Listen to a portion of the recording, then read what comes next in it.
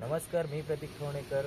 पुन्हा आता मी आलो आहे शहापूर आसनगाव तहसीलदार कार्यालयाच्या इथे आपले महेश दादा आमरण उपोषणासाठी बसले आहे. त्यांचे हाल हवाल आम्ही म्हणजे कसं काय झालं आहे किंवा कशी काय त्यांची तब्येत पाणी कशी काय आहे हे विचारण्यासाठी मी आलेलो आहे. तर महेश दादा, म्हणजे कसं आता काही तब्येत वगैरेवरती काही तुमचा प्रॉब्लेम झाला आहे किंवा कसं काय वाटतं आहे तुम्हाला? थोडक्यात वाटतं आहे, पण एवढं काही नाही आहे सध्या तरी. एवढ्यातच मी सांगू इच्छितो की परमेश्वर कासोळे हे आले होते, परंतु ते त्यांच्या वेळेनुसार आले नाही आणि आता एवढ्यात आले सर्व पोलीस वर्गाला घेऊन. तेव्हा त्यांचं म्हणणं असं होतं की तुम्ही उपोषण करू नका, उपोषण थांबवा आणि आम्ही जे आहेत ते तुम्हाला पत्र देतो चौकशी संदर्भात.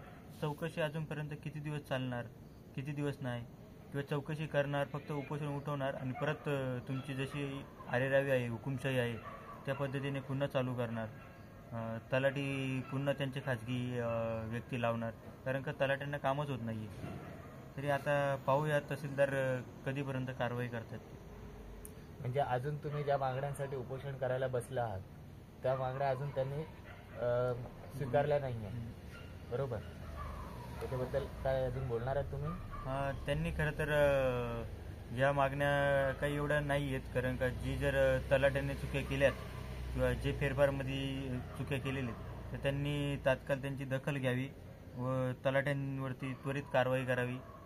मी तर म्हणतो निलंबनाची देखील कारवाई करावी त्यांनी. मी प्रतीक खवणेकर, स्टार इंडिया न्यूज. असेच जोडून राहा आपल्या चॅनलला. जय हिंद. असतील तुला तिथे हिअरिंगला बोलवतो, त्याच्यात तू पुरावे द्यावे. मला जर वाटलं तर मी तशी प्रोसिजर करा ना. प्रोसिजर देईल. तुम्ही निष्पक्षपणे चौकशी लावा.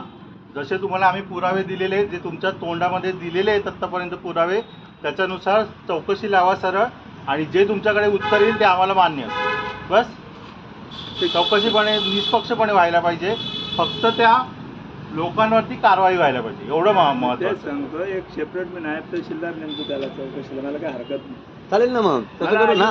हरकत नाही. उद्या परवा 2 दिवसात होऊन जाईल ना. 2 दिवसात तर होऊन जाईल ना. तोपर्यंत बसेल तो. एकदा चौकशीचा रिपोर्ट हातात आला की दूध पाणी होऊन जाऊ दे. सिंपल आहे ना. चौकशी उलट तलाठी त्या नायब तहसीलदारला काढा ना मग ऑर्डर. आत्ता काढा तुम्ही ऑर्डर. 2 मिनिटं लागतात त्याला. सजय न्याय देऊन मी देतो तुम्हाला. ऑर्डर देतो, मागे घे. मी सजय न्याय त्याची चौकशी लावतो, हरकत नाही. तिथे जाऊन मागे ऑर्डर काढा ना. ऑर्डर काढा ना तुम्ही नायब तहसीलदारकडे. मग तो पाणी घेईल. देतो. तुम्ही नायब तहसीलदारच्या नावाने ऑर्डर काढा की हा माणूस मी नियुक्त केलेला आहे. त्याच्यानंतर तो पाणी घेईल. त्या नायब तहसीलदाराला त्याचा रिपोर्ट सबमिट करू दे. जे काय असेल ना समोरासमोर ते होऊन त्याच्यानंतर तो उपोषण मागे घेईल. एवढं क्लिअर आहे. हे बघा ना साहेब, माझं काय म्हणणं आहे, एवढं असं वेटीत धरू नका साहेब. ऑर्डर करायचा प्रश्न नाही.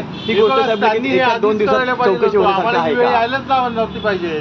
1-2 दिवसात मध्ये होण्यासारखी बाब. आधीच चौकशी करायला पाहिजे. आता ते म्हणतात की मी त्यांना नोटीस दिलेली की तिथे कोणी काम करणार नाही खासगी व्यक्ती. याचा अर्थ काय झाला? हो, परिपत्रक येतं सध्या. परिपत्रकाप्रमाणे मी पत्र दिलं. शासकीय कार्यालयात खासगी व्यक्तींनी काम करू नये, त्या पत्राच्या अनुषंगाने काम केले त्यांच्यावरती. जेवढी दस्तावेजाची अफरातफर केलेली त्यांचं काय द्या ना मला देखील. कोणी दस्तावेज अफरातफर केली त्याचं हजारो समस्या येते तुमच्याकडे, रोज तक्रारी येतात.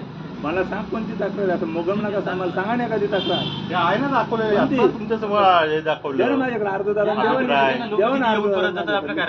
करू, 100% करू. तुम्ही लेखी तर द्या. एक तक्रार माझ्याकडे द्यायची. आपण तक्रार दिली, याच्यावरती काय केलं तुम्ही आतापर्यंत? फक्त हे केलंय. आता व्हिडिओ पुरावा पण देतो मी तुम्हाला. तुम्ही